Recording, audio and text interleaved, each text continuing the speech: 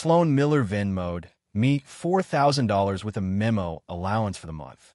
I immediately turned around and bought my kid a massive Lego Star Wars Ultimate Collector Series set.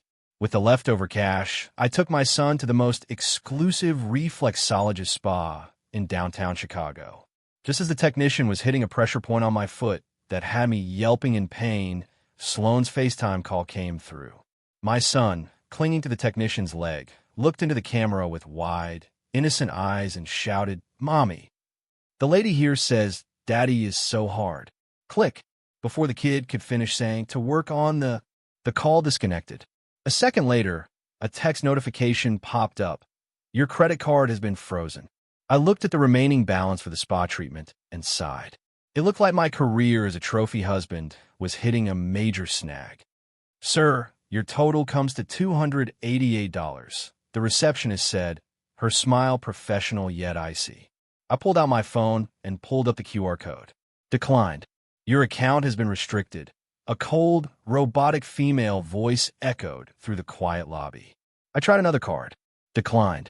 Another one. "Declined." Sloan was being ruthless. The receptionist's smile was officially gone. The other patrons were staring at me like I was a car wreck. "Daddy, are you broke?" my 5-year-old Ollie asked in a voice loud enough to reach the back of the building. I cleared my throat, preparing to sacrifice my last shred of dignity. The emergency cash I kept hidden in my shoe. Just as I started to lift my foot, Ollie plugged his nose and yelled, "Are you going to use your stinky foot money? That cash smells worse than your gym socks." The room went dead silent. I felt like my skin was being peeled off and stomped on in public. Eventually, I scraped together the last $300 in my Venmo balance to cover the bill. After a very awkward loyal customer discount, I, Leo Miller, a full-time stay-at-home dad supported by my CEO wife, was tasting poverty for the first time. Ollie and I sat on the curb outside the glitzy spa like two strays kicked out of the house. The evening breeze was starting to bite. Ollie was sucking on a lollipop the receptionist had given him out of pity. Between licks, he pointed at the women walking by. "Daddy, that lady's legs aren't as long as the one who was rubbing your feet." I was exhausted. My phone buzzed. It was a text from Sloan. "Don't come home for 3 days. Take some time to think about what you did wrong." What did I do wrong? Marrying a girl boss who knows how to make billions but doesn't know how to live. A spark of defiance flared in my chest. "Fine, I won't come back." I typed back. "Come on, Ollie. Daddy's taking you on an adventure. We're going off the grid." Ollie jumped up ecstatic. "Yay, an adventure. Will there be more ladies with long legs?" I looked at his innocent face and felt a surge of pride. "Plenty, kid. All you can see. Our first stop, Water Tower Place, the high-end mall." "Daddy, are we buying more Legos?" "No, son. We're performing a survival exercise." I led him straight to the gourmet tasting section of a high-end grocery store. Juicy Wagyu sliders were sizzling on a flat-top grill. Ollie charged forward on his short legs, looking up with his handsome little face. "Miss, my daddy said that only the prettiest girl in the world could make a slider smell this good." The brand ambassador beamed, handing him a generous portion. Ollie ate it, his face covered in grease. "Miss, can I have another?" My daddy said he's too shy to ask for himself. Half an hour later, the two of us were so stuffed we could barely move. Just as I was about to lead a raid on the dessert samples, an oily voice spoke up. "Well, if it isn't Leo Miller, what's the matter? Did Sloan cut your allowance? You're reduced to begging for samples now." It was Chadwick Sterling, Sloan's #1 persistent suitor. A trust fund kid whose only personality trait was his bank account. He was wearing a loud pink suit, his hair slicked back with enough gel to lubricate a semi-truck. Before I could say a word, Ollie pointed at him and shouted to the surrounding crowd. "Ladies, look. That man's hairpiece is crooked." The entire section erupted in laughter. Chad's face turned the color of a raw steak as he instinctively reached for the top of his head. Sure enough, a patch of dark hair was wobbling precariously on his oily scalp. He scrambled through the crowd and fled amidst the mockery. I gave my son a thumbs up. "Nice work, kid." With our bellies full, we needed a place to stay. A hotel was out of the question. I had a brainwave and ducked into a 24-hour gaming lounge. "Daddy, are we sleeping here?" "Yep." Ollie looked disgusted. There's no Tempur-Pedic, son. A gaming lounge sofa is a man's leather Tempur-Pedic. To raise some travel funds and document our exile, I used the last of my battery to start a live stream. My handle, the broke trophy dad. I pointed the camera at my ridiculously handsome face. To my surprise, a few night owls actually tuned in. The lounge was hazy with the smell of energy drinks, and the sound of mechanical keyboards filled the air. I pushed two worn leather chairs together and draped my jacket over Ollie. Go to sleep, son. This is our fortress. Ollie rolled his eyes, but closed them anyway. I logged into a gaming account I hadn't touched in ages. The scent of freedom was intoxicating. The chat started scrolling. Is this guy for real? Taking a kid to a PC cafe overnight? With those looks, why is he streaming? Go to Hollywood, man. I ignored them and locked into the game. After a while, Ollie couldn't sleep and started wandering around. He stopped next to a pretty girl with pink hair who was playing a match. She was playing like a beast, but her score was 0-5. Ollie put his hands behind his back and sighed like an old man. Miss, you're really bad at this. The girl froze and turned around. Ollie immediately flashed a smile that could melt a glacier. But I'm willing to teach you because you're pretty. I nearly spat out my water. The kid was a natural. Instead of getting mad, the girl giggled, bought him a pile of snacks and a soda, and let him sit with her. An hour later, Ollie was the mascot of the lounge. He was surrounded by girls. One was feeding him chips, another was wiping his mouth, and another was letting him help her play. My live stream blew up. The viewer count surged from double digits to several thousand. Holy crap, is this kid a reincarnated Casanova? 5 years old, and he's already got more game than me. Who raised this kid? The dad is a legend. The kid is a pro. Best dream ever. Meanwhile, in a luxury penthouse on the north side, Sloan Miller couldn't sleep. The empty house was making her irritable. She'd thrown 2 pillows across the room and still felt restless. She expected Leo to call and beg for forgiveness. Instead, she checked Instagram and saw he posted a selfie from a gaming lounge with the caption, "The Scent of Freedom." Sloan nearly snapped her phone in half. She felt a strange compulsion to check local live streams to see what he was actually doing. That's when she saw a sight she'd never forget. Her biological son was sitting comfortably in the lap of a girl in a schoolgirl cosplay outfit, happily eating Pringles. Her husband was in the background, yelling at the screen, "Hey, you in the skirt. Save a sip of that Coke for me." The girl pinched Ollie's cheek. "Ollie, where's your mommy?" Ollie sighed, looking tragic. Mommy turned into a fire-breathing dragon and kicked Daddy and meow. She said, "Daddy's a loser and doesn't deserve to come home." Sloan felt her blood pressure skyrocketing. Her chest heaved as she started typing a furious comment. But in her rage, her fingers slipped and she accidentally hit the gift button. A Megayod animation worth about $500 flooded the entire screen. The chat went wild. I was in the middle of a kill streak when the animation blinded me. I looked at the ID, Sloan Hater number 1. I laughed. Shout out to Sloan Hater number 1 for the mega. You're a legend. Stay healthy. Get rich. Ollie popped his head up and waved at the camera. Thanks, any hater. You're so nice. In her penthouse, Sloan watched their beaming faces and slammed her phone onto the rug. Back at the lounge, some guy challenged me to a 1v1 match with a $100 stake. Needing the cash, I accepted. 10 minutes later, using only one hand, I demolished him until he deleted his account. The lounge cheered, and the pink-haired girl was looking at me with hard eyes. I was feeling pretty good until the manager walked over. "Sir, I need to see your ID." He pointed at Ollie. "No minors allowed after 2 a.m. You need to leave." At 3 a.m., Ollie and I were back on the street shivering. "Daddy, I'm cold," Ollie said, his voice trembling. I wrapped my only jacket around him and looked at the $100 I'd won. I made a call. "Come on, son. Daddy's taking you to a man's paradise." I led him across the street to a 24-hour luxury spa and sound resort. The prize money bought us 2 overnight passes. The hot water washed away the exhaustion. We soaked in a massive whirlpool tub, sighing in relief. "Daddy, this is way better than the PC cafe." "You bet. This is the life." I splurged on a professional body scrub. The burly technician looked at my smooth back and whistled. Man, you got great skin. You must take care of yourself. Before I could be humble, Ollie leaned over the edge of the tub. It's my mommy's face masks. Daddy steals them every night. The technician's hand froze. The entire men's bathing area erupted in muffled laughter. My dignity was officially dead. The next morning at 7 a.m., Sloane woke up. The bed beside her was cold. She frowned, went to brush her teeth, and found the toothpaste was empty. She tried to make coffee, but the new machine she bought exploded, spraying white grounds all over the kitchen. She tried to boil an egg and nearly burned the pot through.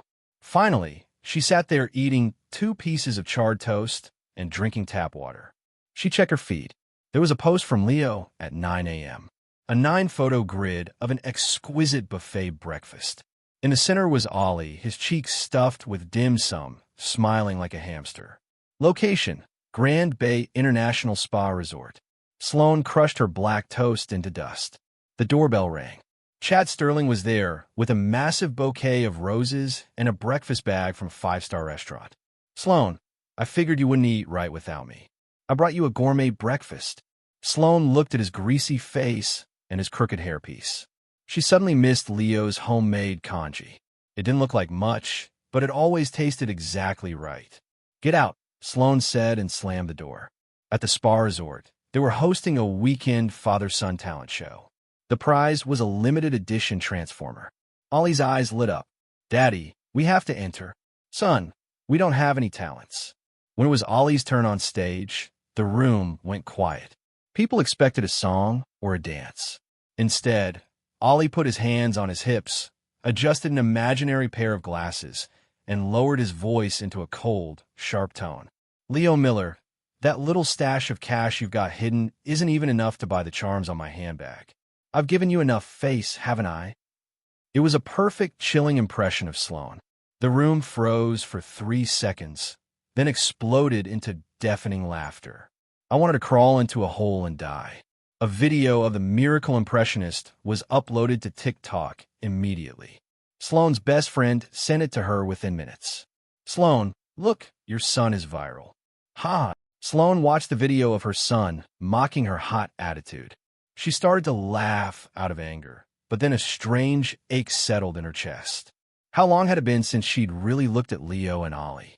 For 3 years, she treated them like household appliances.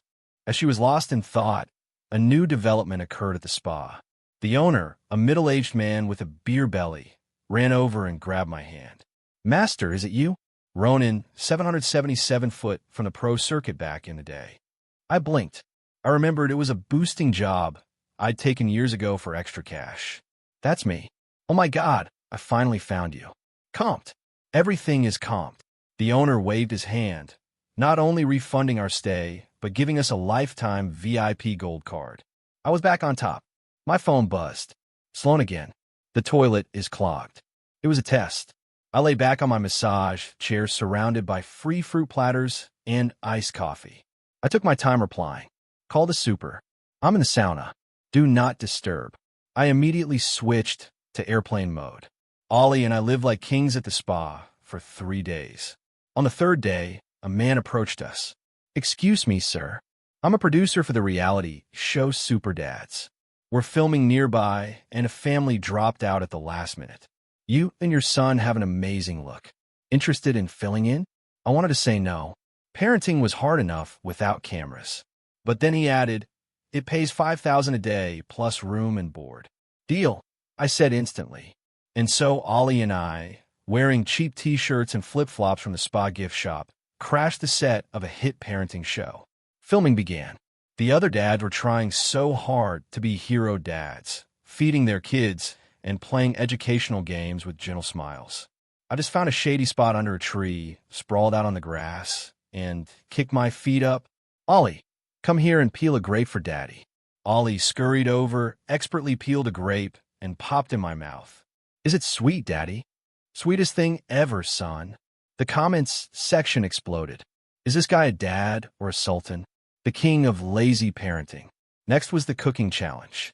The other dads were panicking, cutting their fingers, or burning the stir-fry. I calmly directed Ollie, son, Go over to Mr. Thompson's station and see what they're making. Then go to Mrs. Miller's group and ask if they need help. It's called social networking, okay? Ollie nodded and took off. A few minutes later, he returned with a bowl of braised short ribs. Daddy, Mr. Thompson said they had too much and wanted us to have some. A few minutes after that, he had a plate of steamed sea bass. Daddy, Mrs. Miller said I was cute and gave me a prize. We didn't even turn on our stove. Yeah, we had the best lunch on set. There was a famous young starlet on the show, Ava Moore. Ollie ran up to her with a bottle of water. Miss Ava, have some water. My daddy said, you're the prettiest star here, but he's too shy to talk to you because he's afraid of my mommy's temper. Ava laughed until she cried. I, of course, had never said that. By that evening, hashtag laziest date of her and hashtag 5-year-old socialite were trending on Twitter. At Miller Global HQ, the boardroom felt like a walk-in freezer. Sloan was listening to the quarterly reports, her face like ice. An executive was struggling to connect his laptop to the projector. Somehow, the Bluetooth picked up Sloan's private phone on the table. A second later, the massive screen displayed the Super Dad's live stream. There I was in my flip-flops, leaning close to Ava Moore, teaching her how to play a mobile game. Right here, use your ultimate, then dash, clean them up. Ollie was acting like a little butler, bringing her snacks and massaging Ava's shoulders. You're doing great, Miss Ava. The boardroom fell into a deathly silence. Dozens of high-level executives stared at the screen, then at the woman in the head chair, whose face was turning from white to red to purple. Sloan took a deep breath. Turn it off, she said to her petrified secretary. Then she looked at the executives. This is exactly why I kicked him out. He's an embarrassment. But then the chat on screen started filling with hate comments planted by Chad Sterling's people. Gold digger abandoning his wife for a starlet. Trash dad. Get him off the air. Sloan felt a twinge of something else. That's my husband. Only I get to call him trash. The comments got uglier. Even AA's fans started attacking us. I just leaned back and started reading the hate comments out loud on air. Someone says, I'm a gold digger. My friend, you clearly haven't tried it. It takes a lot of talent to live this well. My doctor actually recommended a soft diet because my jaw is sensitive. As for abandoning my wife is gorgeous. Do I look stupid? The mood in the stream flipped. People started finding me hilarious. Then came the talent portion of the show. Ava sang a song. The other dads did magic tricks or told jokes. When it was my turn, I walked slowly to the piano provided by the crew. Everyone expected me to bang on the keys like a toddler. Instead, I sat down and my fingers danced. A soaring, complex rendition of Croatian Rhapsody filled the air. The music shifted from frantic to haunting, a beautiful weave of chaos and peace. The set went silent. The chat was nothing but exclamation points. Holy, is this guy a concert pianist? He's hot, he's funny, and he plays like a god. Where do I find one? When I finished, I stood up and winked at the camera. Just something I practiced so I can teach my son how to pick up girls later. No big deal. In her penthouse, Sloan stared at the screen, mesmerized. She realized she'd never actually known Leo. She couldn't sit still. She immediately unfroze my cards and sent me $150,000. Her message was a typical command. Take our son and come home. Stop embarrassing yourself. Ping. I saw the notification. $150,000. Then in front of hundreds of thousands of viewers, I hit return to sender. I sent a voice note back, making sure the background noise of the set was audible. Thanks for the offer, CEO Miller. But I just got a reality show gig. I'm doing okay for cash. Besides, the ladies here are talented and nice. I like it here. Ollie leaned into the phone and added, Mommy, Daddy says he's never coming back. Miss Ava is buying a strawberry Hagen. Sloan gripped her phone for the first time in 3 years. She felt a massive sense of crisis. She always thought Leo couldn't survive without her. Now she realized he was thriving, and other women, younger, sweeter women, were circling him. Chad Sterling was whispering in her ear. See, I told you. Give a man like that money, and he turns bad. He doesn't deserve you. Sloan turned, her eyes like daggers. Shut up. Nobody talks about my husband like that. That night was the heart-to-heart segment. The lighting was soft. Ollie sat on my lap. Daddy, why aren't we going home? I miss my Legos. I looked at the moon, silent for a moment. Then I ruffled his hair. Because, son, I want Mommy to know that Daddy is important too. I'm not a toy she can just throw away when she's bored. My voice was soft, but the mic caught it clearly. Sloan heard it. She saw the loneliness in my profile and the confusion in Ollie's eyes, and her own eyes welled up. She had treated him like a servant. She had taken his care for granted and given nothing back. Just as she was about to go get him, the producer, sensing a ratings goldmine, announced the next segment. And now, for our 24-hour couple challenge, the fans have voted. Leo Miller and Ava Moore are our top-rated pair. Congratulations. Sloane's face went dark. Cancel my meetings. Book me the first flight to the resort. Sloane hung up and went to the back of her closet, pulling out a dusty tube of lipstick. It was a classic man-killer red I bought her years ago. She applied it awkwardly in the mirror. She still looked like a fierce CEO, but the red added a touch of humanity. War has begun, she whispered. Chad Sterling, hearing the news, blocked her driveway with his lavender Lamborghini. Sloane, you go to the resort. Let me drive you. I have business there anyway. Sloane wanted to tell him to rot, but then she had a thought. Let Leo see that she wasn't exactly lonely either. Hours later, the Lamborghini pulled up to the resort. Sloane stepped out in 4-inch stilettos, radiating power. She walked into the garden and saw a sight that made her blood boil. Under a gazebo, I was sitting on a stone bench while Ava Moore knelt before me, carefully putting a Band-Aid on my finger. Oh, Leo, you're so clumsy. How do you cut yourself just slicing fruit? Her voice was pure honey. I laughed it off. It's nothing. They were close. The air around Sloane dropped 20 degrees. The cameraman actually shivered. Ollie saw her first. He didn't run to her. He hid behind Ava. Protect me, pretty lady. The dragon is here. Sloane took a deep breath and walked up to me. She took off her sunglasses. Are you done playing, Mr. Miller? I looked up, faking surprise. Oh, wow. Who's this beautiful lady? Sorry. If you want an autograph, you'll have to wait in line. Sloane almost laughed in fury.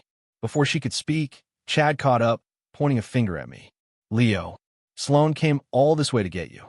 Stop being a brat and get in the car. I smiled at him. Hey, look, it's the guy with the crooked hairpiece. Ollie popped out from behind Ava. Mister, is your hair glued on tight today? Don't let the wind take it. Chad turned the color of an eggplant. The producer's eyes lit up. Ratings were going to break records. He ran over. CEO Miller, Mr. Sterling, since you're here, why don't you join us as special guests for the next game? The next game was a mud battle. The teams were set, me, Sloane, and Ollie. Chad, meanwhile, was accidentally assigned to a team with a group of aggressive farm geese. The game began. We were fighting for flags in a mud pit. I acted clumsy, slipping constantly and accidentally flinging handfuls of mud directly into Chad's mouth. Within minutes, Chad was covered in filth, looking like a terracotta soldier pulled from a swamp. Sloane, however, was perfectly clean because I stayed between her and the mess. She watched Chad's humiliation and then looked at my muddy back, shielding her for the first time. Her icy expression thawed, and a small smile touched her lips. In the sunlight, she was 100 times prettier than Ava. My heart skipped a beat. Maybe this runaway plan was working. I'll start the fire, Sloane volunteered later, trying to reclaim some dignity as a wife on camera. She nearly burned her eyebrows off. Smoke billowed everywhere, making her eyes water. Ollie sat nearby, chin in his hand. Mommy, just go sit down. Don't make more work for Daddy. Sloane's face flushed. The chat was ruthless. Haha, is this the boss mom vibe? The CEO can't even start a campfire. Her kid is more capable. I feel for Leo. He has to raise a kid and a giant baby wife. I walked over, subtly blocking the camera's view of her struggle. I took the flint and wood from her and had a fire going in seconds. I used a wet wipe to clean the soot off her face, grumbling, "You're so clumsy. Let me handle this from now on." It was a simple gesture, but Sloane froze. She looked at my profile in the firelight and felt a sudden sense of safety she hadn't felt in years. That night, the show only provided 2 tents.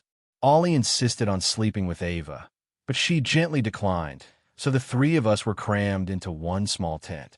The space was tight. Sloane lay next to me, her body stiff. My arm brushed hers, and she tensed up. I leaned in and whispered, "Careful, Sayo, you're touching my wound. The fruit-cutting one." She panicked, moving away. "I am sorry." The wound had actually healed hours ago. As Ollie fell asleep, the tent was quiet. Sloane whispered, "That $4,000. What did you actually spend it on?" I pulled out my phone and showed her an Amazon order, a high-end, 5-figure medical-grade neck massager. Delivery address: our home. I knew her neck had been hurting from work, but I just shrugged. What else? I took our son to the spa. The ladies there are great. Sloane went silent. Just as the mood got tender, a blood-curdling scream erupted from outside. It was Chad. Then came the triumphant honk, honk, honk of the geese. Apparently, his battle with the village bullies had ended in total defeat. The next day, Chad showed up with 2 black eyes, limping. He wasn't giving up. He turned his attention to Ollie. He pulled a black Amex card from his wallet and flashed a smug smile. "Ollie, call me Daddy just once, and you can buy whatever you want with this card." Ollie blinked, took the card, and asked sweetly, "What's the pin, mister?" "I want to buy 1,000 Legos and a whole theme park." Chad smirked at Sloane, thinking he'd won. I walked over and patted Ollie's head. "Son, if Mr. Sterling is being this generous, we should do something nice with his money." I took Ollie and the card straight to the village mayor. Ollie handed the card over and shouted, "Mayor, this man wants to donate all his money to pave the roads for the village." The mayor was so moved, he wouldn't let go of Chad's hand. The whole village showed up with drums and gongs to thank the great philanthropist. Chad was trapped. To save his generous image in front of Sloane, he had to authorize a donation of several $100,000. The card was maxed out. As a thank you, the mayor insisted Chad experience authentic farm life. An hour later, Chad, in his Armani suit, was carrying buckets of manure to the vegetable patches. Sloane leaned against me, laughing so hard she couldn't breathe. I handed her some water. "Feel better?" "Much," she said, looking up at me. That afternoon, filming was on break. I took Sloane to the creek behind the village to catch fish. She took off her heels and waded into the cold water like a kid. She slipped, letting out a cry, and I caught her. We stood there, heart to heart, water rushing around us. I leaned down, and just as I was about to kiss her, Ollie's head popped out of the tall grass. "Is Mommy heavy, Daddy? Your arms are shaking." The mood was dead. Suddenly, a production car pulled up. A sophisticated woman in a business suit stepped out. "This is our lead sponsor, Ms. Stone," the producer introduced. The woman saw me and froze, then smiled. "Leo Miller, long time no see." Sloane's smile vanished because Ms. Stone, Harper Stone, was the legendary ex-girlfriend she'd always been jealous of. "Still a bedwetter," Leo Harper teased. My face went red. That was a preschool secret she never let go of. Sloane's face went black. She turned and marched away, her heels clicking angrily on the gravel. "Sloane, wait." I chased after her. She was my preschool desk mate. We fought over lollipops. We're enemies. Preschool desk mates don't sponsor their exes' reality shows. "Leo, try harder." She didn't believe a word. Then disaster struck. An overhead filming drone malfunctioned and came screaming down out of the sky, straight for Sloane's head. "Look out." I didn't think. I lunged, throwing my body over hers. Crash. The drone slammed into my back. The blade sliced a deep gash into my arm. Blood soaked my shirt instantly. "La!" Sloane screamed. She saw the wound and started sobbing. "You idiot. Why did you jump?" I tried to say something cool, but the blood loss hit me and everything went black. The accident halted everything. Harper Stone was panicked. She called her boss, the chairman of the global conglomerate that owned her company. "Chairman, it's an emergency. Your son was injured on set." "Yes, Leo." The set went silent. So, I woke up in a VIP hospital suite. Sloane was there, eyes red. "You." I reached out with my good hand and touched her cheek. "Okay, Fina, I'm coming clean. I'm the rebellious youngest son of the Miller Group who ran away because I didn't want to inherit a billion-dollar company. I just wanted to be a dad." Sloane's mind went blank. "So, you weren't a gold digger. You were just playing house." I laughed. No, I love being a trophy husband. It's my passion. Being taken care of by a beautiful CEO like you is my greatest achievement. Sloane started crying again, but this time it was out of relief. After my identity was revealed, Chad Sterling bought a bus ticket and vanished. Harper Stone apologized and swore she was just a childhood rival. Sloane's attitude toward me did a 180 degrees flip. She fed me apples and pampered me. The show was over. Sloane paid the kill fee and took us home. On the way, she whispered, "Leo, can we just go back to the way things were?" I reclined in the back of the limo. Maybe, but I've been emotionally traumatized. I need compensation. Ollie handed her a piece of paper with crayon scribbles. "Mommy, here are our terms. 1. Unlimited Hogenus. 2. You can't unplug the router when Daddy's gaming." Sloane nodded. "Fine." Ollie then pointed to the third condition. 3. I want a baby sister. Sloane turned beet red. She glanced at me and whispered, "I'll do my best." I gave my son a secret thumbs up. Back at our street, we saw Chad's Lamborghini broken down on the side of the road. Ollie rolled down the window. "Mister, do you need $5 for the bus?" Chad looked like he wanted to explode. We got home to find the kitchen still a mess from Sloane's cooking. I sighed. I guess this house really can't function without me. I started sweeping up the mess. Sloane hugged me from behind. "Thanks, honey." That night after Ollie fell asleep, I tried to go to bed, but the door was locked. When it opened, Sloane was standing there in a silk slip I bought her, but she'd never worn. She was blushing. Condition number 3. Let's head to work. A few days later, things were back to normal. Well, mostly. Sloane was still Sloane. "Tell me the truth," she said, sitting on the sofa with her arms crossed. "Did you get any extras at that spa?" I immediately grabbed a keyboard from the closet and knelt on it. "I swear, honey, it was a family-friendly place. I just got my feet rubbed." Ollie, eating ice cream on a rug, piped up, "I can vouch for him, Mommy. Daddy only looked at the lady's legs 3 times. He never touched." I closed my eyes. "Kid, you're killing me." The doorbell rang. It was my high society parents. They were there for their grandson.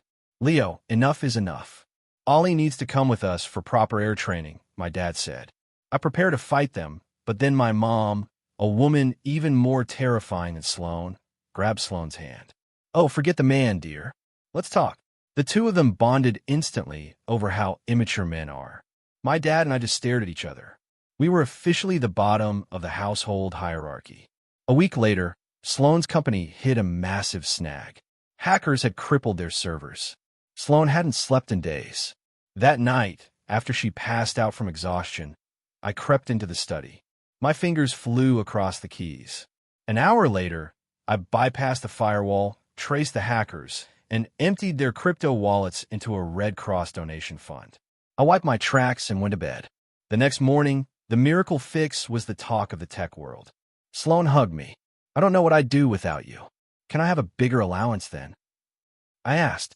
Ollie started preschool. On the first day, I got a call from the teacher. Apparently, Ollie had told his teacher, "You're the prettiest lady I've ever seen besides my mommy. I'm going to marry you." I went to the office to apologize. When I walked in, the teacher turned around. It was the pink-haired girl from the gaming lounge.